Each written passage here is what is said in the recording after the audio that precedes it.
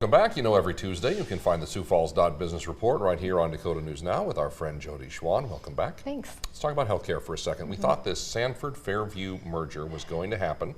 Then we find out that it's not going to happen. Now Sanford has to go into the future. Do we know what that future looks like? I think we have a sense, Brian. You know, I had a chance to sit down with Sanford Health CEO Bill Gasson for the first time since they did announce that they were discontinuing those merger talks with Fairview. This is the second time in the health system's history that it's happened. But he told me, you know what, at the end of the day, it was, in his words, as undramatic a split as you might imagine. The two just couldn't align at the end of the day around some of the key elements needed to make that deal happen. And let me give you a little inside look here. So in any deal like this, there are going to be a few now non-negotiables for Sanford. That system must continue to be called Sanford, must be based in Sioux Falls, including its CEO.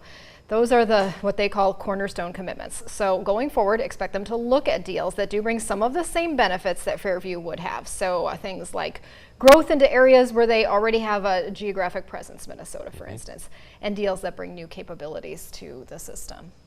Touching on downtown Sioux Falls here for a second, you know, throughout the years there's been a lot of maps as downtown has changed that show you the highlights, the things you may want to check out. There is now a new one that could inspire local artists and those who love art. What are we talking about? A bit of context. The 2035 just out downtown master plan draft is more than 200 pages. This is the page that caught my attention the most because it's a first of its kind map. Okay, this is a little hard to see on your screen, but all of those red lines throughout downtown represent things like this: dead space or dead zones. So where there are things like blank walls, buildings without windows, spaces where you're just not inclined to walk or maybe even feel safe. So the idea here is people could use this map for inspiration for things like maybe offering artwork, long-term improvements, short-term activations like the one we're doing this weekend. Timeliness, I know you're a fan of this event.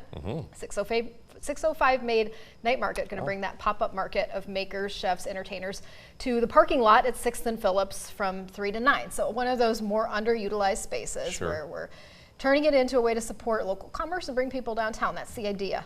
Yeah, that's always fun too.